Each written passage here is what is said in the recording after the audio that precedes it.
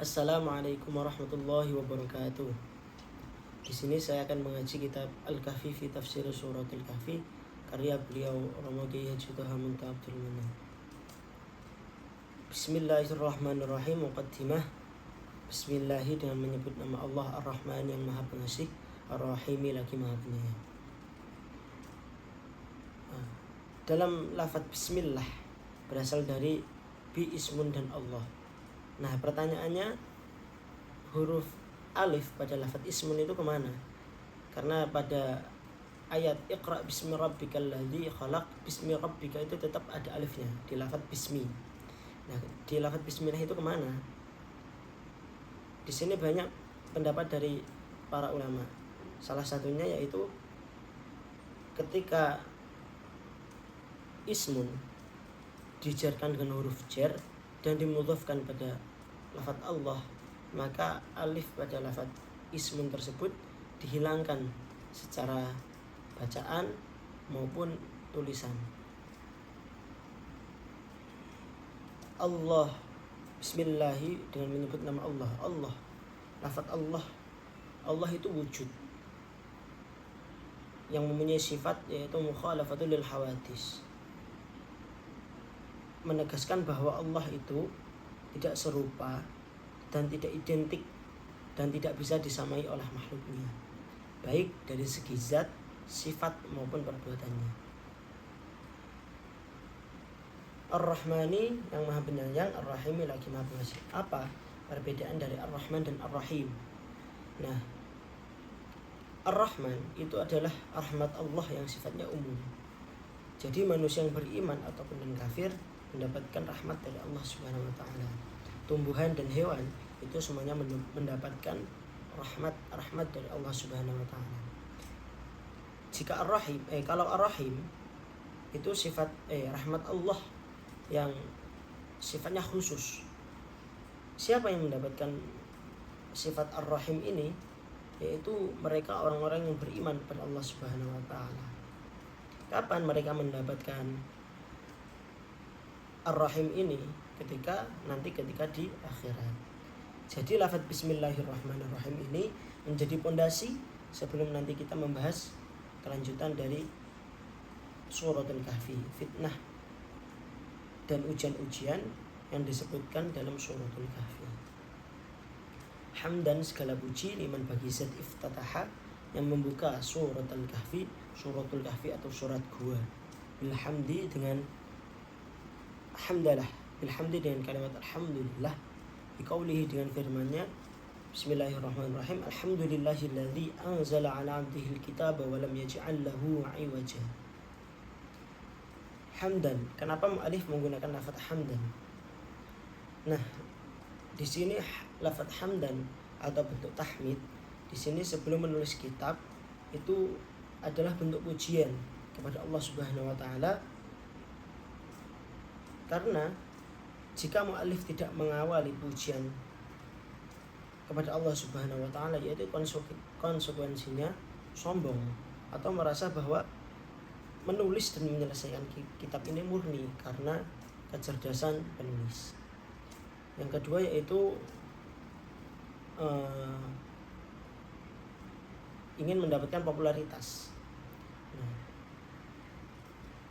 maka dari itu mu'allif menggunakan lafaz hamdan atau pujian kepada Allah Subhanahu wa taala untuk memulai kitab ini. Memuji yang membuka iftatah surat Al-Kahfi, yang membuka surat Al-Kahfi siapa? Yaitu Allah Subhanahu wa taala. Nah, salah satu agar kita tidak terjerumus dari kesombongan dan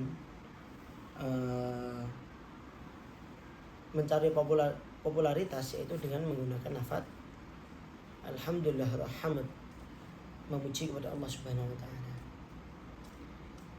Alhamdu, segala puji lillahi milik Allah, alladzi yang anzala menurunkan ala abdihi kepada hambanya al-kitab kitab, walam yaj'al dan ia tidak menjadikan lahu bagi kitab imajan bengkok. Alhamdu, kenapa Allah membuka suratul Kahfi dengan lafaz alhamdulillah? Secara umum Al-Kahfi ini berisi tentang penyelamatan, berisi tentang penyelamatan fitnah dan ujian-ujian yang Allah berikan di dunia ini.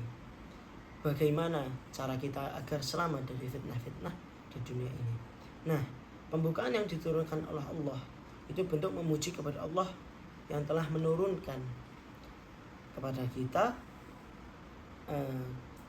wahyu yang lurus atau tidak bengkok atau tidak menyimpang, yaitu Al-Quranul Karim.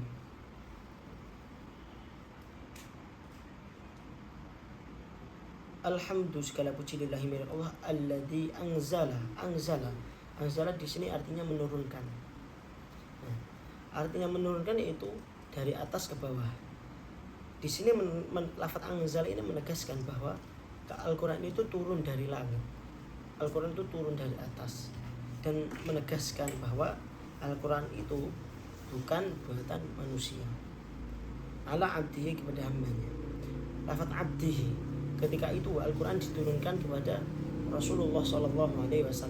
Tetapi kenapa Allah menggunakan lafaz abdihi di awal surat Al-Kahfi ini? Kenapa tidak ala rasulihi? Nah, lafaz abdihi ini tidak untuk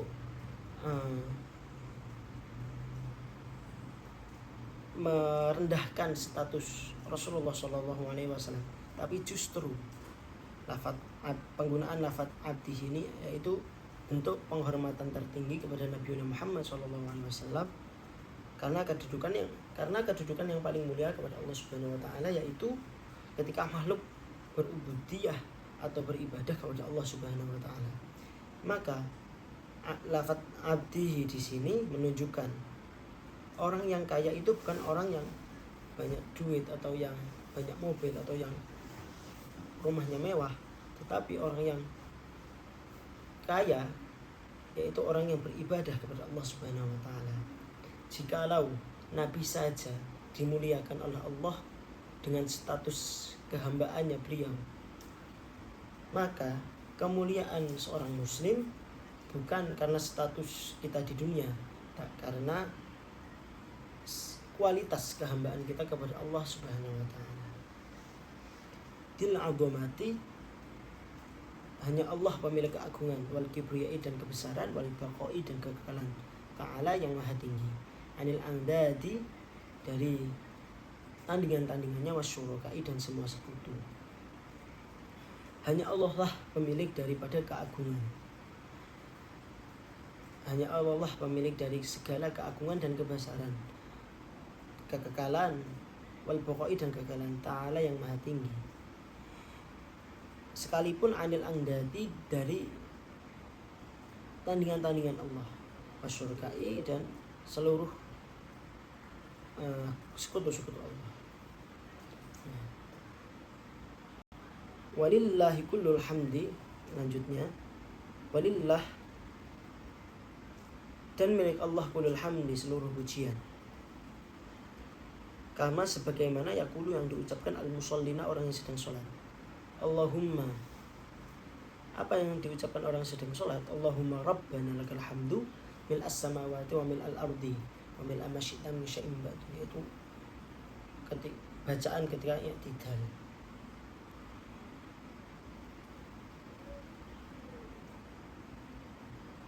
Allahumma, ya Allah, Rabbana, wahai Tuhan kami, laka, hanya milikmu, alhamdu, segala puji, mil as-samawati, sepenuh langit, wa mil al-ardi dan sepenuh bumi, wa mil amasyita, dari dan sepenuh apa saja yang engkau kehendaki, min syai'in, dari sesuatu, ba'du, setelah itu. Seluruh pujian itu, seluruh yang baik-baik itu milik Allah Subhanahu wa taala. Jadi semua nikmat itu berasal dari Allah, dan semua kebaikan itu murni dari Allah Subhanahu wa taala. Rabbana, lafaz Rabb ketika menyebut Rabb itu berarti kita seakan-akan menghambakan atau menundukkan secara total diri kita kepada Allah Subhanahu wa taala. Setelah itu lakal hamdu, hanya milikmu ya Allah segala pujian. mil as-samawati wa mil al-ardi. Pokoknya hujan di sepenuh langit dan sepenuh bumi ini ya Allah itu hanya milikmu. Wa mil amasyita, dan seluruh apa-apa yang engkau kehendaki. Min syai'in ba'du, dan sesuatu yang min syai'in ba'du, dari sesuatu, ba'du setelah itu. Min syai'in, dari sesuatu, ba'du setelah itu. Jadi pesannya adalah segala puji itu hanya milik Allah. Segala puji yang kita lantunkan itu semuanya milik Allah. Di dalam kehidupan kita di dunia ini yang penuh dengan fitnah dan ujian, itu butuh dengan yang namanya hamd atau pujian. Karena orang yang kuat menghadapi fitnah atau segala ujian yang ada di dunia ini yaitu orang-orang yang mempunyai rasa syukur kepada Allah Subhanahu wa taala. Mereka punya ketenangan, mereka mempunyai ketenangan. Semisal ketika sholat, insya Allah mendapatkan ketenangan. Ala bidzikrillah tatmainnul qulub. Bukankah dengan mengingat Allah dapat menenteramkan hati kita? Aqulu qawli hadza wa astaghfirukum min jamil akhta'. Tsumma assalamu alaikum warahmatullahi wabarakatuh.